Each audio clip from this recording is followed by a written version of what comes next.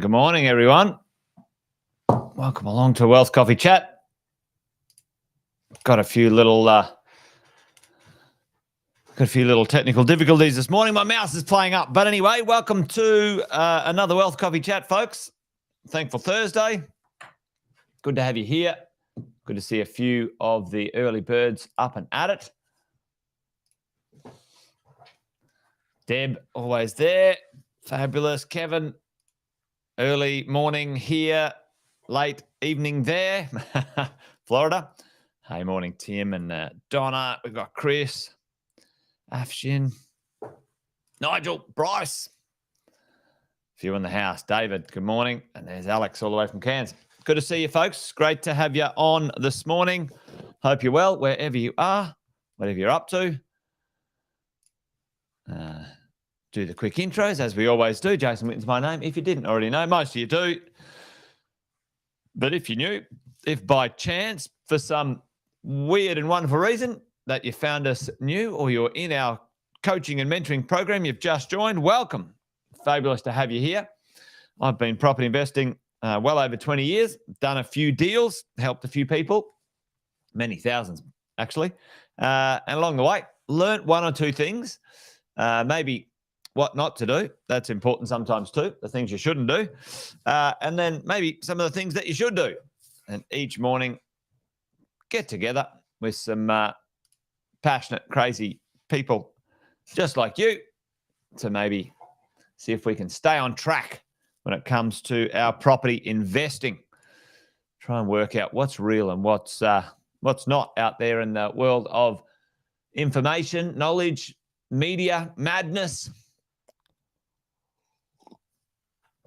What's going on? So, welcome to the show. Good to have you here.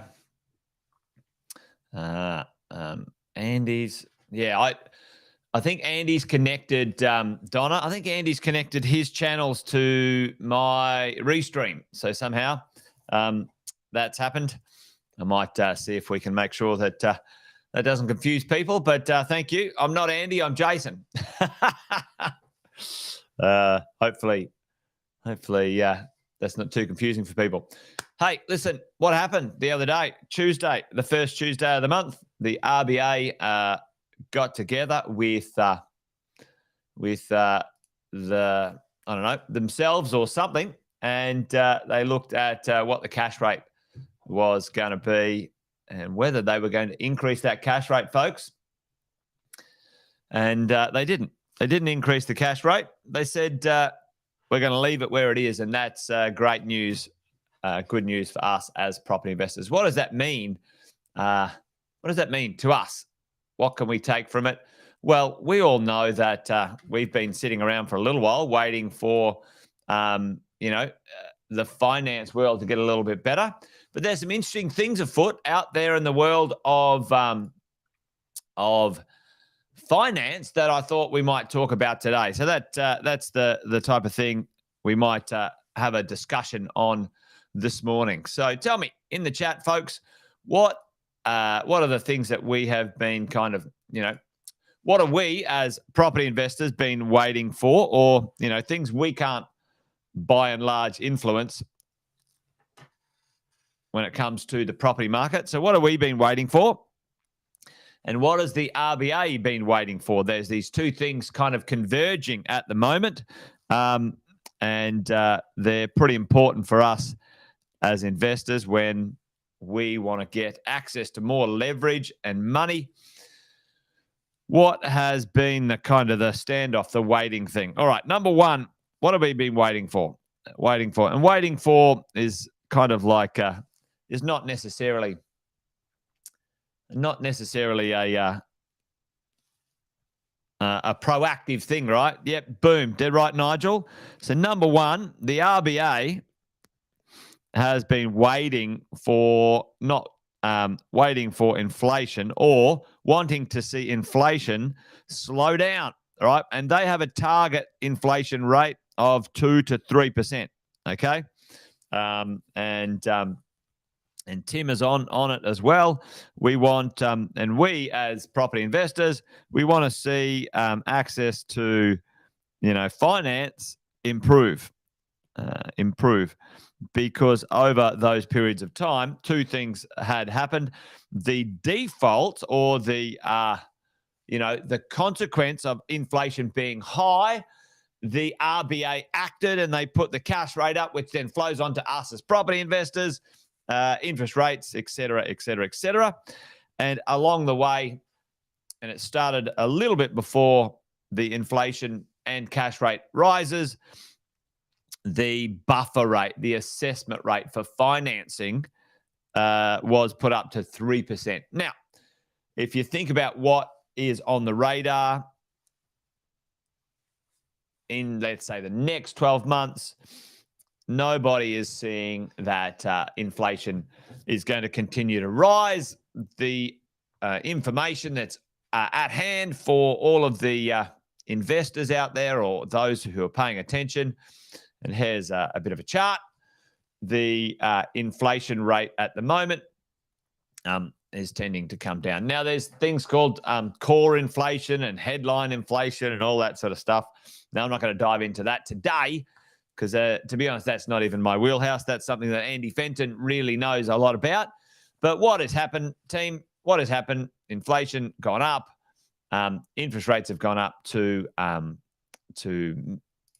slow that down, and we're seeing a turn. And this is kind of a prediction into the future. If and when inflation is back in this band, okay, so they're targeting, 2025, 2024, these years here, 25 to 27, what is Westpac also predicting, team? So into the future, Westpac was predicting that as well. So the things that we've been waiting for as investors, and waiting is because we had to, not because we wanted to, right? Because we've had to. We've had to wait for things to change a little for us to be unlocked for borrowing are now underway. So inflation is slowing. That's great, which means the RBA did not put it up. Okay, so they didn't put the cash rate up. I'm drawing and you can't even see what I'm drawing about. So inflation is slowing, and they didn't put the cash rate up, and access to finance is improving. And let's have a quick look at that one. So we've got a bit of a convergence coming, which I think, and we've been talking about it for a while, so it's nothing new, let's be honest, folks, when it comes to the world of investing, the world of finance. Most of us who are, patient, taking a longer term view of this, no, if you look in history, every single time we've had things, be great for a period of time, there's usually an adjustment afterwards. Things overshoot. Lowest interest rates ever in history, down in, 2%. That adjusts, inflation high, needs to adjust, etc. We know it doesn't last forever. This is the conversation I have with a lot of people. If you're behaving in the moment, if you're making decisions based about like, oh, my interest rate is 6%, oh no, and you're running around like a headless chook, then that's a very, I call that, very short-term thinking. And for us as investors, you should be behaving and making decisions based on owning that piece of real estate for 20, 30 years and what the long-term average would be. Sometimes it'll be a bit higher. Sometimes you're ahead. Sometimes you're, off the pace. Average it out. I know it's difficult sometimes when, the budget's being stretched, but in reality, like I said the other day, what's the priority? What's the priority for you? Do you want to build a property portfolio or not? If you do, sometimes you got to hunker down. Sometimes you got to sell a car to keep a property, not the other way around. And I've done that. I've done that heaps of times. I've sold things that are superfluous to continue to keep my property investment portfolio because that's the higher priority for me. Anyway, that's not what the conversation is about today. The conversation is about inflation slowing, RBA pausing for the moment. There's still a chance that they might, give it a little kick in the teeth in the next month or two, but let's see. And access to finance improving. What is that? What does that mean? What are we seeing there? And let's talk about access to finance improving. And you guys have seen this little calculator. We use it for doing strategies for our clients and customers. And we talk about, okay, what happens here in the world of finance. Now, if you look over here, hopefully you can see this little section here where it says DTI, product rate, assessment rate, okay? This is where you can see what is going on when the lenders or brokers or financiers are calculating, right? A debt to income ratio, a 6.67. That's only just come in the last few years. But let's look at this. Even though you might be, they might be saying, yeah, I can afford to pay a 7% interest rate. What are they putting on top? All right. And we've talked about this before. Tim said it there. The assessment rate for financing. The assessment rate for financing is what has really caused us grief because they're qualifying our finance, our lending at 9.8%. Now, if you were a person going, listen, which way do we think interest rates will go? And that's what the banks are talking about now. Which way do we think interest rates will go? We need to be attractive to attract business. Do we think interest rates are going to go to 9%? No, I don't think so. And why are we seeing that? What's going on out there in the world of finance? There's a couple of things. The other day we talked about this. The lenders are telegraphing, in certain ways that they think the interest rates will go down over the next 2 to 3 years. And they're showing that fixed interest rates, a 1 year and a 2 year fixed interest rate, is more expensive than a 3 year fixed interest rate. Okay. And what they're trying to do, folks, is lock in the cost of money on 3 year fixed interest rates at what at today looks like a lower interest rate for the future. But most of the lenders believe that within 2 years, the floating interest rate, the variable rate, will be lower than the fixed 3-year interest rate. All right, that's what that means. Anyway, that wasn't about today's chat. All right, so let's have a look at this. I've put in here Tommy Test. I've just put in, this is very simple. It's not very complicated, this scenario, but just to show you something that's going on, $150,000. We're looking, let's try and lend, $600,000, to buy a property. And over here is the capacity, max capacity, and the assessment rate. Okay. Now, what showed up in the calculator, which is pretty interesting, we've seen it happening a bit, is this additional information. Check out this. Apply special refinance assessment. Check policies here. Hey, here's a few that are doing it. Let's turn this button on. Watch over here, folks. Watch the max capacity borrowing, and then watch the assessment rate, okay, when we turn on this little button. So let's see what happens. That one's on. And, oh, look at that. Some of the lenders, see CBA up here, check it out, they dropped the assessment rate. Did you see that? Did you see that? The assessment rate there dropped 2%.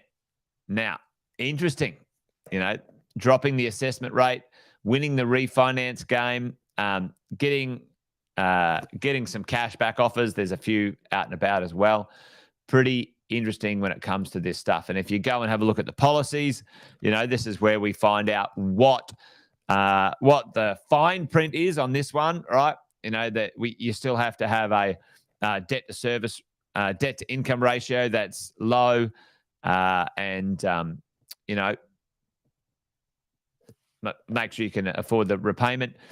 And then, have a look at the loan to value ratios. And in there, 80, 90%. So that's pretty cool. That's pretty cool. What does that mean to us? What does it mean to all of us right now, folks, when it comes to the world of finance? Well, makes me a little excited, to be honest. Hopefully it makes you excited. Now, it might be boring and might be very inconsequential in the scheme of things. However, what does it mean? What does that mean to us right now? We've got a few things, right? Number one, inflation down, interest rates on pause, right? Into the future, the interest rates, because we've got some economic slowing, okay? Interest rates will go down. We know they will. And the cash rate will go down. Now, Westpac believes by 2025, the cash rate will be down a full 1%. All right? Full 1%. What does that mean to us? Okay, well, for some of us right now, we might look at a property, right? And it might be either neutral or negative cash flow, right? Some quality properties. And because the interest rates are 6s and 7%, and still the rents are growing, the rents are still growing, maybe that property is negative cash flow, 3-5 grand pre-tax, maybe even neutral or just a little bit positive after tax. But what I would say to all of you, if you're looking to purchase a property now and it might be a little negative cash flow, there's a couple of strategies you can deploy. All right. Sam coined this phrase the other day. If you have a look at the let's go 2022, 2023, 2024 and 2025, right? And so kind of interest rate like this. So if you go, oh, it's back. If you go, all right, interest rate, let's go 4%, 6%, 6%, 5%, okay? So the interest rate kind of like this, folks, as we go along. And Sam talked about this concept the other day, which was quite cool. It's like jump the hump. All right, jump the hump, folks. So right now you could deploy what's called an off-the-plan strategy, which is 2 years away. Okay, well priced, well bought, well positioned. You can buy it today, and then you can settle it when the interest rates are down. So this high interest rate world wouldn't apply. So that's one strategy you could do. You can still control and own the property. You can still control, you still own, but you don't have to pay for it in the higher interest rate regions, which is not too bad. Or you buy an existing property. You buy something today, existing, and you know at some point it might be a little bit negative, but when that interest rate comes down, your property will be positive, okay? Positive cash flow in the future. And I say that to all my clients all the time. When you do your cash flow calculations, don't only do your cash flow calculations based on today, right? Based on today. Mean reversion. You're dead right, Tim. It's a very simple conversation that most economic growth rates and things like that end up having some long-term average, and they go up or down in an average line. Anyway, I didn't explain that very well, but that's something that we could get Andy Fenton to do. Yeah, and it doesn't. Yeah, you're dead right, Nigel. It doesn't take into consideration any of the other stuff that's going on, folks. Right, where we've got massive population growth over the next 5 years. It's huge. It's massive. Like, it's the biggest population growth we've seen. Immigration. It's going to unlock finance. There's going to be supply issues. Suppliers constrained. So that's going to be good news for us as property investors if you own real estate. Not so great news for those who don't. You've got to be on the right side of the ledger to benefit from those supply and demand pressures. All right. And there's many other positive things. Yeah, and it's not necessarily positive. It's good for our property prices and rents, but it's shit house for the real estate delivery and construction industry. But anyway, I think I'll leave that for another day. I'm always conflicted in this thought, this feeling where it comes to, the government has absolutely poleaxed the property construction industry with its stupidity and not understanding the ebb and flow of supply and demand. They don't give a shit about the small to medium builder, and even the larger builders, they don't care. So on the flip side of it, we benefit from supply being constrained, but I don't like it being constrained by, maniac friggin' politicians doing stupid stuff. Anyway, there you go. Mini rant over. Wealth Coffee Chat done and dusted, folks. That's it. Basically, hey, inflation's going down by the look of it. Cash rate paused. Awesome stuff. And early indications from some of the lenders that they are self-reducing the assessment rate to write loans. So exciting times. Time to crack on. Anyway, that's it, folks. Wealth Coffee Chat done and dusted. Thanks for joining me today. You guys know the drill. We got a saying around here: this thing's a marathon, not a sprint. It takes time. Do not make decisions based on really short-term, temporary things that are going on.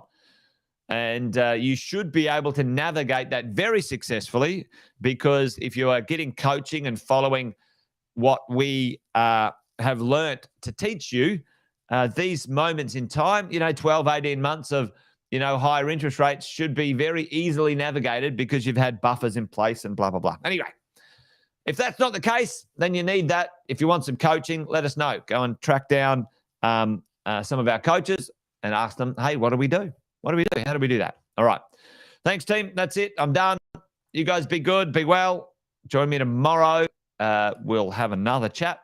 As always, if there's something that you would maybe like me to have a conversation about on the Wealth Coffee Chat, put it in the comment section and I'll track it down.